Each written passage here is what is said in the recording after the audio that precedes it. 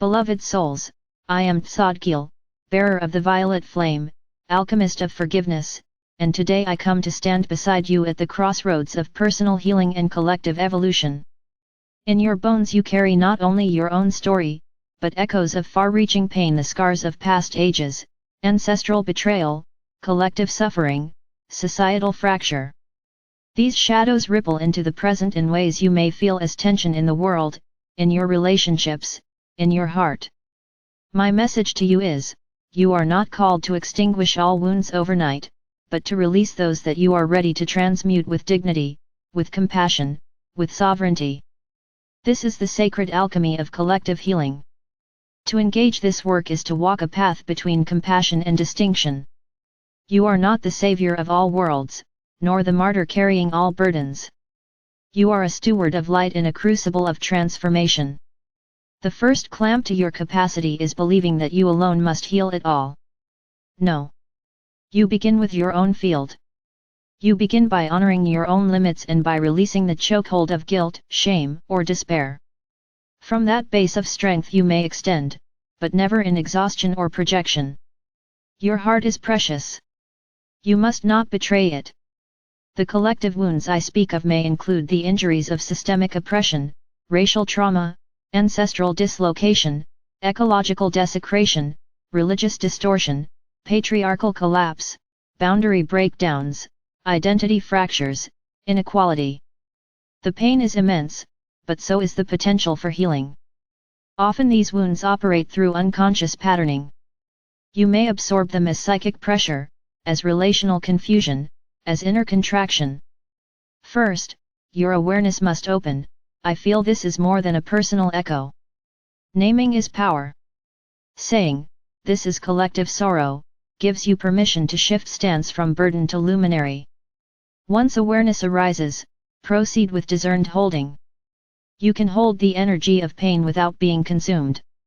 You may sit in grief, sense it, breathe through it, offer your presence without absorbing it into your identity.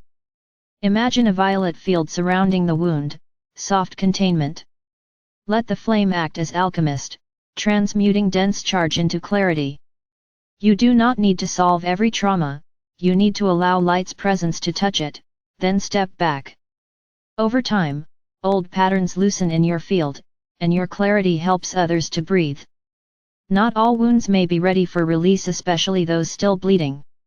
Part of your work is learning which wounds you attend now and which you give to time and grace. Use your inner discernment. When the body, the nervous system, the field push back, pause. Go slower. Hold less. Wait for the threshold to mature. Sometimes the path is preparatory, purification, self-care, stabilization. Strong release must be married to readiness. Do not rush the unraveling. Ritual is your ally. To release collective wounds with grace you need sacred containers.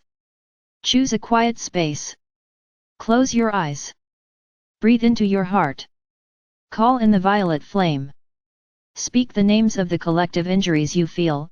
I release ancestral grief from past wars, I release the wound of displacement, I release the energy of inequality, of suppression, of historical rancor.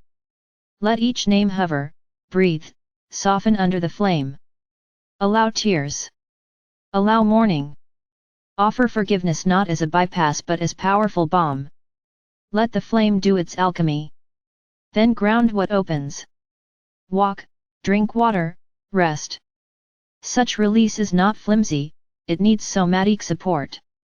In your relationships and communities, you may offer circle releases, mediations, group prayer, listening spaces. But proceed with humility. Some may carry more pain than you can transmute. Some may resist your offer. Do not impose. Instead, invite, would you like me to hold this for you in the violet flame? Or would you like to name this together? Let their consent be your compass. Conflict may surface as release begins. Hold your boundaries, your presence, your grace. You will face backlash from your own inner self, from others, from collective forces. Some may accuse you of naivete. Others may challenge your boundaries or misunderstand your stance. Hold steadiness. You are not here to win arguments but to anchor dignity. The deeper work is not persuasion but presence. Over time your consistency, your quiet strength, your repair capacity becomes proof of new possibility. For sustained capacity, tend your vessel. Carrying and releasing collective wounds taxes your field. You must practice self-care, rest, boundaries, nourishing connections, retreat, creative expression, silence. Without these, your resilience frays. You may become reactive, overwhelmed, burnt.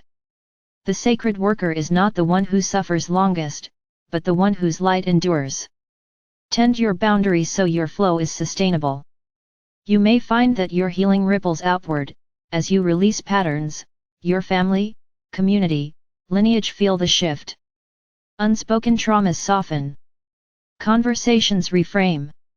Freedom echoes. But do not measure your success by others' change. You plant seeds, not demand harvests.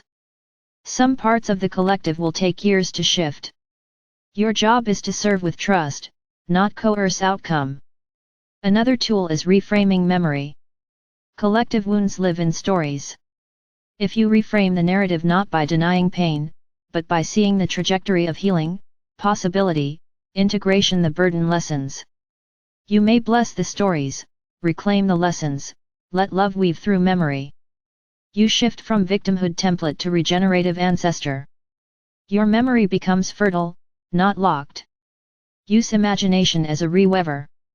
Visualize new collective architecture. Imagine healed lineages, harmonious communities, ecological balance, relational dignity, equitable systems. Let your vision nourish your release. The flame then not only fractures old patterns but sows seeds of new coherence. Your act of letting go is also an act of creation. You release space for what is greater. The new cannot bloom until the old has been cleared. When you feel heaviness rising, do smaller rituals of release, breathe violet light through your heart and into the planetary field, send waves of compassion to wounded geographies, pray silently for transformation across timelines. These waves accumulate even when imperceptible. They are your contribution to collective shift. Trust that your prayers do not vanish, they modulate the field in unseen registers. Do not mistake release for forgiveness as erasure. You need not forget. You hold memory in light, not in disease. You may keep what the wound taught you. You may carry the caution, the wisdom, the vigilance. Release does not demand flattening or denial, it demands integration. You can hold both the wound and the wisdom. You become more awake where before you were wounded. You can also collaborate with other light workers, healers, elders. Share your load. Multiply your capacity. In networks you can hold wider fields, anchor transmission, support deeper release. But be selective. Not every alliance supports your heart. Choose those whose field complements yours, not competes. Let collective release be mutual, not martyrdom. Let each support boundary, restoration, regeneration. Finally, remember that grace is your foundation. You do not heal through force, but through surrender to love's alchemical current. Call in the violet flame. Ask for courage, steadiness, wisdom. Breathe. Move gently. Return to your center when storms press. Trust that the luminous architecture is being rearranged, and your saints of soul walk with you. Step by step, release by release, collective wounds will lighten in your field. In your alignment, the field rises.